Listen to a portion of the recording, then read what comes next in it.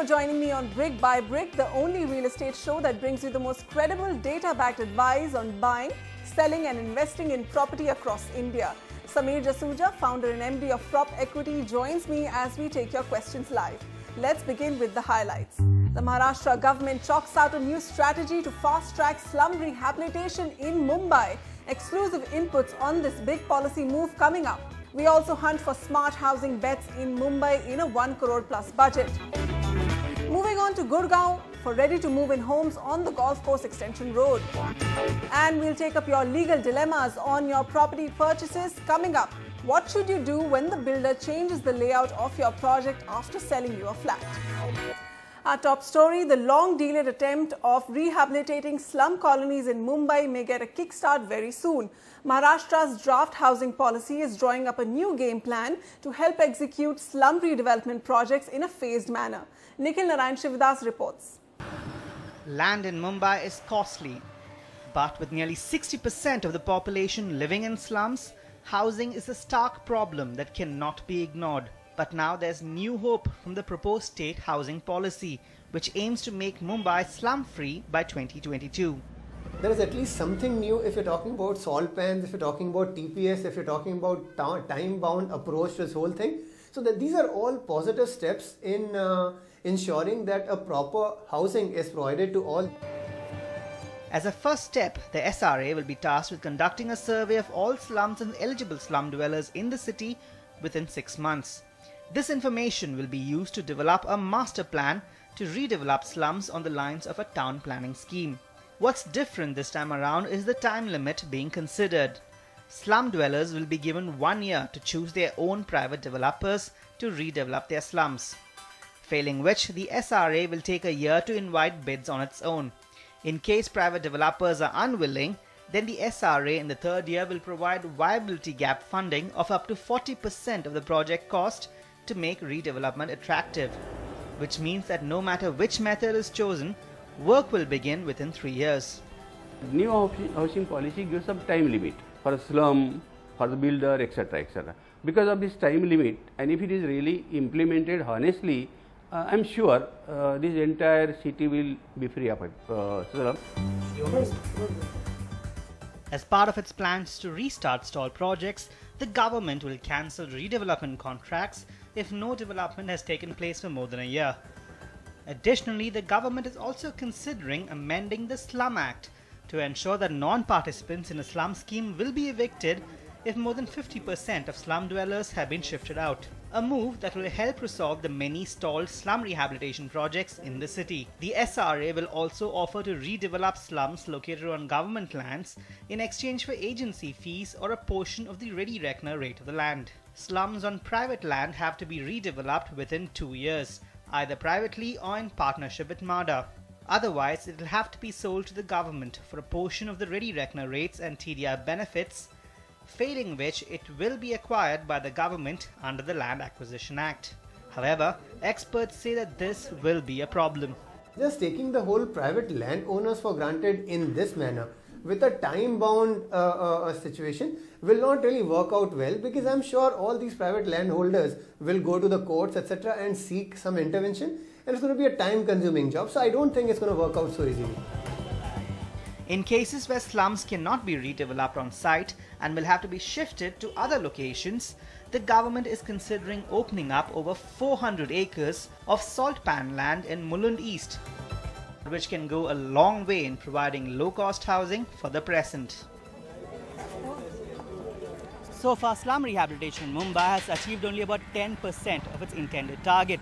Now one can only hope that the new government is more serious with its housing policy and Mumbai's slum problem is solved once and for all. From Mumbai, Nikhil Narayan Shivadas, NDTV. Okay, straight up, let's head to Mumbai, and Sangeeta Mondal would like to invest in this market. Sangeeta, what's your question? Go ahead. Hi, this is Sangeeta.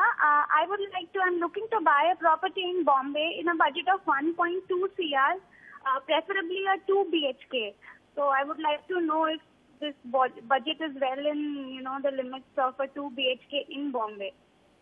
Okay, Sangeeta on the hunt for best deals in Mumbai for a 2 BHK Sameer in 1.25 crores. Well, I think Dahisar is the micro market which you can look at, where you can buy projects which will come within your budget, especially a 2 BHK option.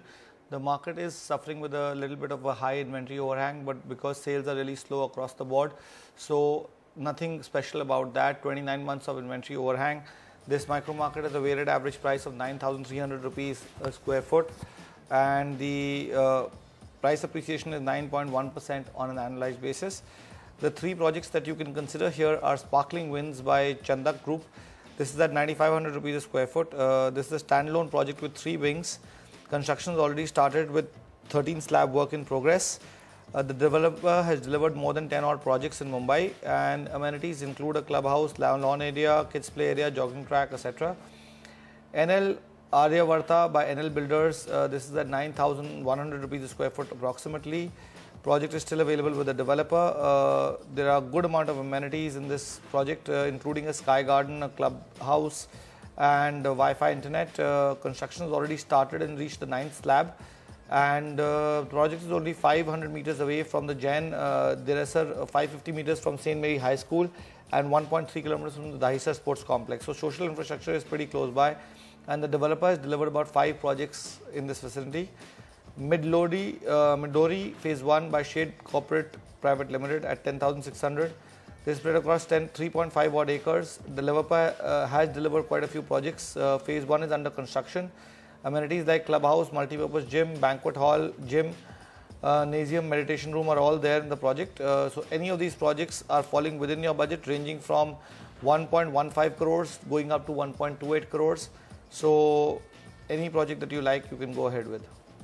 Okay, 3 great options for 2 BHKs in Dahisar East, a market with a cautionary inventory overhang of some 29 months. But Sangeeta, you'll get properties here averaging about 9,300 rupees per square foot. Let's look at those options for you again. Sparkling Wings by Chandak Group, NL Aryavarta by NL Builders, and Midori Phase 1 by Shade Corporation. Okay, next on the line with us, Monica Gupta. Hi Monica, where would you like to invest? Yeah, my question is that as right now we are staying in a rent, and we are looking for the ready to move flat or a flat. We are in Gurgaon only, the area. So could you please suggest something in our budget? It is up to 70 lakhs to 1 crore. Our budget is 70 lakhs to 1 crore. We are looking for the ready to move property. Okay, ready to move properties in Gurgaon up to 1 crore, Sameer. See, one thing that has to be kept in mind, that 1 crore is a pretty low budget for Gurgaon unless one was to go to new Gurgaon sectors. That also, you know, the livability is not fully there yet. So we are recommending some projects to you which are within the livable areas of Gurgaon, but social infrastructure is not the best over there. It will take some time more to catch up. So what we are recommending is golf course extension, a little behind the main golf course extension road, but it's still golf course extension, and Sona Road with 56 sector to Sona Road, which is not really the main Sona Road, but a little behind around sector 70 area. Both these micro markets have a decent inventory overhang of 14 months and 15 months respectively. This is because we are talking about almost ready to move in options. That's why the inventory overhang is really low. And if you look at the weighted average price of almost ready projects here, Golf Course Extension Road is about 7,800 rupees a square foot, and Sona Road and NH8, that's the area between that, is about 6,350 rupees a square foot. On the price appreciation charts, Golf Course Extension Road is at about 11% on an annualized basis, and areas between Sona Road and NH08 is 14% because the base was still very low. Tulip Orange by Tulip Infratech is the first project at 7,400. All these projects will be available only in the resale market there because they are fully ready projects, and by the time they were getting sold, the markets were really good and they were sold on plan itself. This project's been ready since 2014 and 300 families are already have shifted in. Developer has recently offered possession of another project called Tulip White in the near proximity. That's also a project that you can consider. There's a 24-meter wide road adjacent to Tulip Orange project, and which is getting connected to the southern peripheral road and is operational now. And this will improve further connectivity into the main region of Gurgaon. Project has basic amenities only. Eden Heights by GPL Group, trading between 5,800 and 6,000 rupees a square foot at sector 70. Project again got ready in 2014. It's an 11-acre large land parcel. All modern facilities including ample parking space, modern clubhouse, modular kitchen, everything is available. And lastly, Ansal Essentia, Ansal API is on golf course extension but little behind.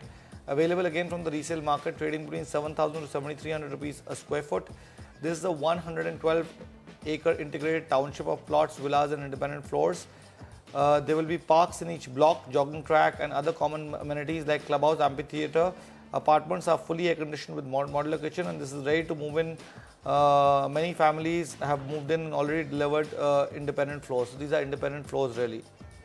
Okay, Sameer. So, Monica, your budget of up to 1 crore can get you 3 BHK options on the Golf Course Extension Road and the new sectors which are coming up between Sohna Road and NH8. But mind you, these are locations, these are sectors which will take some time to develop their external infrastructure in terms of water supply, electricity and drainage systems. So, keep that in mind, keep that kind of a horizon in your investment. Let's recap the options for you here. There is Tulip Orange by Tulip Infratech, Eden Heights by GPL Group and Ansal Essentia by Ansal API. Time now for a short break. Next on Brick by Brick, we will be joined by a legal expert who will advise you on your legal disputes in real estate.